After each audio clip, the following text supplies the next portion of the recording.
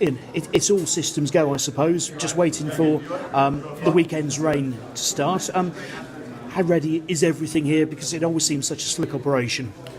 We try to make it appear so, and I do have a fantastic team here that does help achieve that, and I think preparations have been really good. I mean, it's been great to be able to repair both the temporary facilities and the track in the sunshine we've had the last few weeks, and the rain will now be very welcome to ensure we get the going we would like to start the festival on. The new Old Gold Cup, it's been public for a few months. How's it been received so far in terms of actually going back to the old?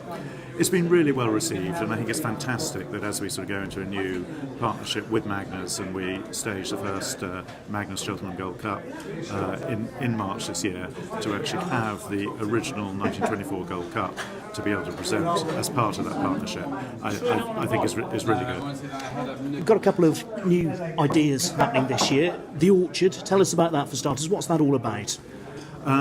I first came up with the idea of the Orchard when I visited Flemington for the first time for the Melbourne Cup approximately 6 years ago, and saw their birdcage, which is a brand activation area. So companies, as well as race sponsorship, can have racegoers coming and visiting them and able to sell their brand in the best possible way. I thought it might work here, and over the last few years we've moved towards that. And so for the first time we will have a very small comparison to the birdcage here, which we're calling the Orchard, and we've got the likes of John Lewis, Bentley, Boodles and others with their activation down there, and I think it'll just be a fun experience for racegoers to see something different here. So it's an opportunity for your sponsors to get a little bit more out of what they do here, what they invest here, but also something else extra for punters to see. Absolutely. I mean, I think we like to introduce new things every now and then, and I think the experience for racegoers will be great. I think it will build in time. This is the first step on the ladder to hopefully encouraging more and more brands to want to get involved, but probably want something slightly different to the traditional race sponsorship. And the Horse and Groom, would it be fair to call it a pop-up pub? It's absolutely that. Quite a large pop-up pub. We'll be feeding 300 people a day there for the 4 days of the festival, and I think that will be a great experience, because we understand that quite a lot of our hospitality clients prefer something slightly less formal than the traditional hospitality package we offer here. So we've wanted to recreate a pub. We call it the Horse and Groom, and it's being designed. The final internal design is being done at the moment, and I think it's going to be a lovely experience with a view over racing and a chance for racegoers to enjoy hospitality in a slightly less formal setting. And where's it going to be based? It's going to be based in the 3-tier viewing structure, sort of below Chez Roux and other restaurants in that structure.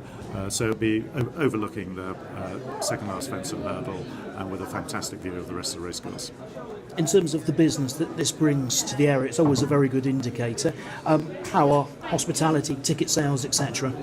Hospitality and restaurant sales are really good. They're ahead of last year. Ticket sales are on a par with last year, which hopefully means we'll see 260,000 people coming here again, and the boost to the local economy that achieves. It's frightening, those numbers, but it's something that is delivered on a consistent year in, year out basis, isn't it? It has, and it's wonderful to know that a large proportion of that, I mean approximately 30% of that crowd, is coming over from Ireland. So it's something I think the locality welcomes, and we welcome, one, the Anglo-Irish rivalry, but also what they're bringing in when they come over and stay for a few days as part of the festival. One of the things that you've also worked to change this year, touts. You've got the temporary injunction against them. Someone asked me a few weeks ago, was it working? And it was only then when I thought about it, I thought, well, yeah, I haven't been approached on my way into the racecourse by a tout for a long time. How successful do you think it's been? To date this season it's been phenomenally successful.